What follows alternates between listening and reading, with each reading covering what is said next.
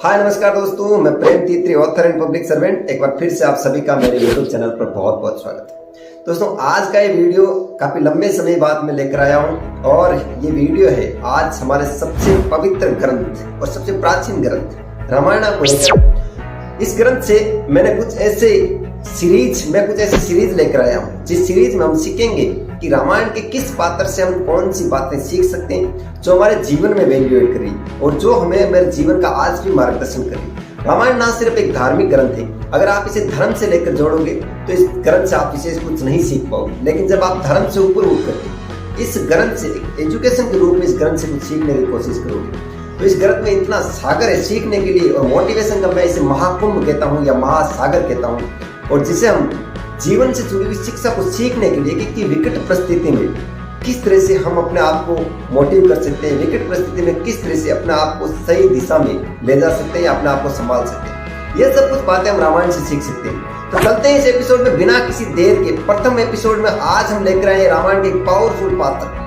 महाराज दशरथ के जीवन से जुड़ी हुई कुछ बातें, और जिनसे हम सीख सकते हैं हमारे जीवन में कि दशरथ का जीवन किस तरह से हमें कुछ विशेष संकेत दे रहा है और किस तरह से हमें कुछ विशेष सिखलाई दे रहा है। हर एक पात्र से जुड़ी हुई बातें हम सीखेंगे, लेकिन आज इस एपिसोड में, आज इस वीडियो में हम सीखेंगे महाराज दशरथ के जीवन से जुड़ी हुई बातें जो हमें जीवन में बहुत कुछ सीखने को दे रही है। तो नंबर 1 महाराज दशरथ के जीवन से जुड़ी हुई बातें वो ये है कि प्रकृति के संकेतों को समझना सीखो और उन्हें समझना सीखो।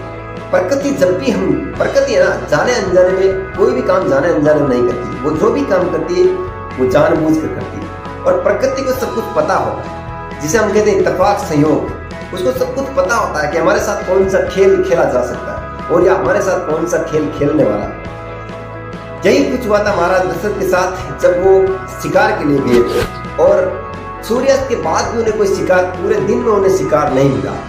तो प्रकृति उन्हें बार बार संकेत दे रही थी कि अब आपके शिकार का समय नहीं है, आप जहां से आए वापस अपने घर लौट सकते हैं, क्योंकि आने वाला समय प्रकृति आपके लिए बहुत बड़ा खेल रचा रही है और आने वाला समय आपके लिए बहुत बड़ा विनाश तय कर देगा।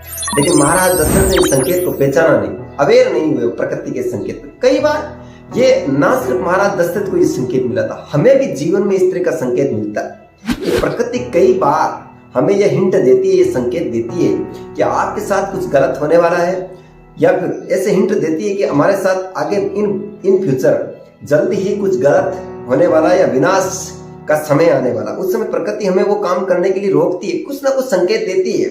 जैसे प्राचीन काल में हमारे बुजुर्ग एक संकेत को विज्ञान भी मानते थे, उसमें कुछ ना कुछ संकेत ऐसे देती है प्रकृति की ये काम हमारे लिए अब ठीक नहीं है। ऐसा ही संकेत महाराज दशरथ को दिया था, लेकिन महाराज दशरथ ने इस संकेत की अवहेलना की, और फिर हुआ क्या, सूर्यास्त के बाद भी उन्होंने शिकार खेला।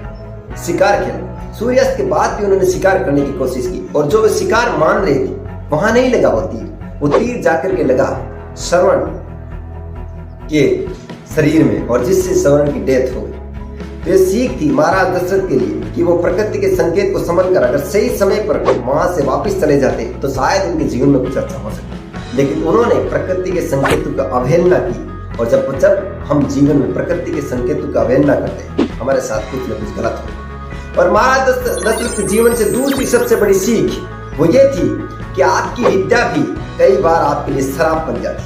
महाराज दशरथ जब तीर चला रहे थे शाम के समय, सूर्यास्त के बाद अंधेरे में जब तीर चला रहे थे, उनके पास एक विशेष विद्या थी, उनको एक विशेष स्किल महाराज दशरथ के पास थी। वो ये थी कि वो शब्द भेदी बाण चलाना चाहते। जब कोई शब्द उनके कानों में पड़ते तब महाराज दशरथ जहां से वो शब्द आ रहे हैं वहीं पर सही निशाना लगा सकते थे। ये उनके पास विशेष कौशल था, बल था। लेकिन कई बार हमारी विद्या हमारे जीवन में हमारे लिए श्राप बन जाती है। जब हम बिना सोचे समझे अपनी विद्या का इस्तेमाल करते हैं तो वो विद्या हमारे लिए अभिशाप बन जाती है। यही हुआ था महाराज दशरथ के साथ। जब उन्होंने शब्द भेदी बाण चलाया तो उन्होंने सोचा नहीं, बिल्कुल भी नहीं सोचा कि किसी के भी लग सकता है बाण, लेकिन इस तरह की बिल्कुल भी उन्होंने परवाह नहीं की, और उन्होंने सिर्फ और सिर्फ माइंडसेट में यही देखा था कि मैं जानता हूं कि कौन सा शिकार है। और उन्होंने अपने और कॉन्फिडेंस में अपनी विद्या का ठीक से बिना सोच समझ के इस्तेमाल किया, और वो शब्द भेदी बाण सीधा श्रवण के सीने में जाकर लगा था, जिसकी वजह से कुमार श्रवण की डेथ हो गई थी। और फिर परिणाम क्या हुआ आप और हम अच्छी तरह से जानते हैं। और इसी तरह से जब हमें जीवन में हमारी विद्या पर हमें गर्व होने लगता है और हम बिना सोचे समझे कहीं भी अपने जीवन में अपनी कोई किसी की गई विद्या का इस्तेमाल करते हैं तो विद्या हमारे लिए विनाश का कारण बन सकती है, हमारे लिए अभिशाप का कारण बन सकती है। इसलिए अपनी विद्या का हम कहाँ इस्तेमाल कर रहे हैं। अगर आपके पास बोलने की विद्या है तो उसका कहाँ इस्तेमाल करना है ये सीखना चाहिए। अगर आपके पास लिखने की विद्या है तो किसके खिलाफ और किस तरह से आप लिख रहे हो इसका ठीक से इस्तेमाल करना चाहिए। यही सीख है महाराज दशरथ के जीवन से दूसरी बड़ी सीख से। और महाराज दशरथ के जीवन से तीसरी सबसे बड़ी सीख वो ये थी कि कर्म फल तो भोगना ही पड़ता है, कर्म फल तो भोगना ही पड़ता है। जी हाँ साहब, आप चाहे राजा हो, रंक हो या फिर कोई भी साधारण इंसान क्यों न हो, लेकिन आप अगर अपने जीवन में कोई भी कर्म करते हो, जो भी आप एक्शन लेते हो, जो भी आप विकल्प तय करते हो, उन विकल्पों का कर्म फल आपको भोगना पड़ता है। जब समय आपके साथ न्याय करता है ना, जब समय आपके साथ न्याय करता है तो आप इस दुनिया में हो या फिर नहीं हो, समय अपने आप न्याय कर देता है। कर्म फल हमें भोगना ही पड़ता है। जो भी हम कर्म करते हैं, हमारे कर्मों की वजह से अगर किसी को प्रताड़ना झेलनी पड़ रही है तो वो कर्म फल एक दिन आपको झेलने पड़ेंगे, आप और हमें झेलने ही पड़ते हैं। ये सीख आप महाराज दशरथ के जीवन से तीसरी बड़ी सीख। और महाराज दशरथ के जीवन से चौथी और सबसे पावरफुल सीख वो ये थी कि भावनाओं में बहकर किया गया वादा हमारे लिए अभिशाप बन जाता है। जी जब तक हम कई बार खुशी में होते हैं या फिर गुस्से में होते हैं, जब हम अपने इमोशन में, अपनी भावनाओं में बहके हुए होते हैं, तो कई बार हम किसी से भी कुछ वादा कर लेते हैं, जिससे हम प्रेम करते हैं उससे वादा कर लेते हैं, या फिर परिवार के किसी सदस्य से हम वादा कर लेते हैं, या फिर किसी भी इंसान से हम वादा कर लेते हैं भावनाओं में बह करके। तो वादा हमें सोच समझ कर करना चाहिए, क्योंकि जब भी हम कोई संकल्प करते हैं तो संकल्प कल हमारे लिए अभिशाप बन सकता है। इसलिए जब भी आप किसी से कोई संकल्प करते हो, जब भी हम किसी से संकल्प करें, इस बात का ध्यान रखें कि उस स्थिति में जब हम संकल्प कर रहे हैं तो संकल्प भावनाओं में बहकर कर रहे हैं या फिर विवेक से वो संकल्प कर रहे हैं। जब जब हम विवेक चेतन अवस्था में होते हैं तब कोई भी संकल्प आप करो, आप वही संकल्प करेंगे जो आपके जीवन के विनाश का कारण नहीं बने। जो आपके लिए ठीक है वही संकल्प आप करेंगे। लेकिन जब जब आप अपनी भावनाओं में बह करके कोई संकल्प करते हैं, चाहे वो गुस्से में हो चाहे आप खुशी में हो, कोई भी वादा करते हो, वो वादा शायद हमारे लिए अभिशाप बन सकता है।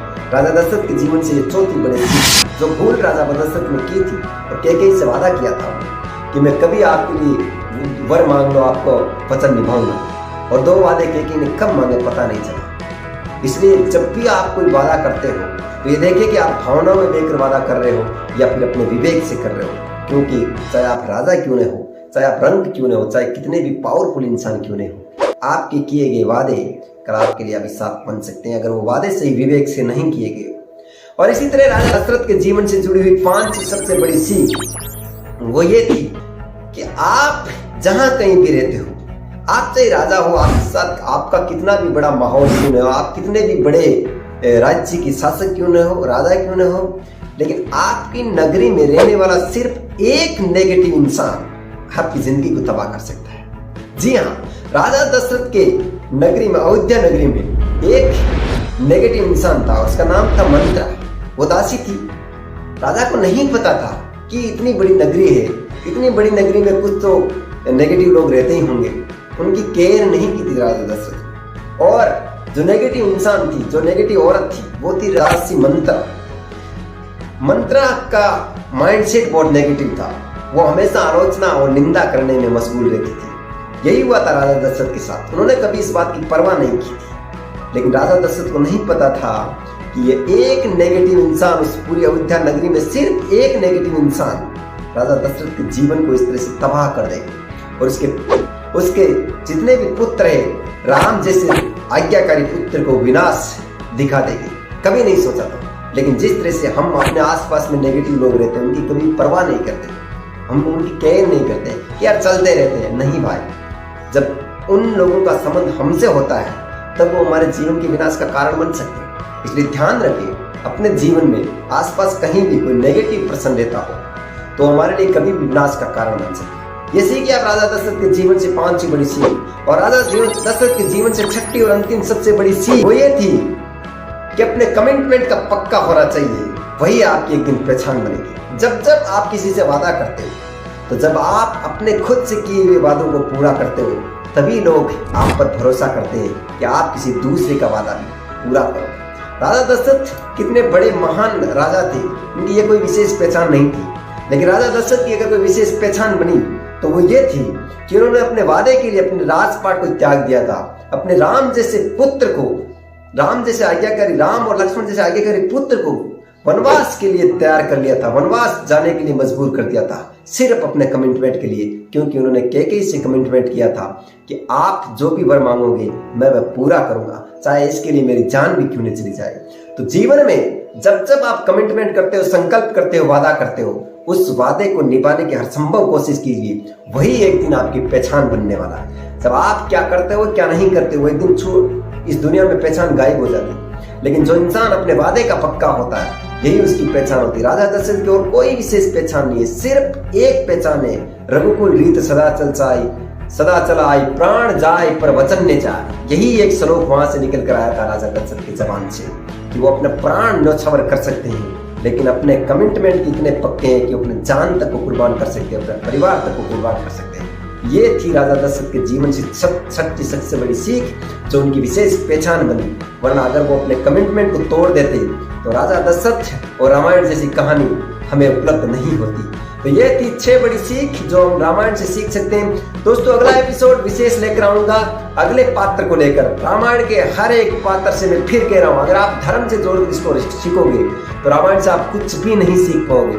लेकिन अगर आप रामायण से सिर्फ और सिर्फ एक पवित्र ग्रंथ और एक लर्निंग का सबसे बड़ा ग्रंथ, और जिसे हम कह सकते हैं कि मोटिवेशन का ग्रंथ मान करके अगर रामायण को पढ़ोगे, कि एक एजुकेशन का ग्रंथ है, उसे मान करके अगर आप पढ़ोगे, तो रामायण के हर एक पात्र से इतना कुछ सीखने को है कि हम किसी भी एक पात्र के जीवन को उठा करके अपने जीवन का निर्माण कर सकते हैं। मुझे लगता है कि आपने अंत तक इस वीडियो को देखा, इसके लिए आपका तहे दिल से शुक्रिया। मिलते हैं अगले वीडियो में। Thank you, wish you well.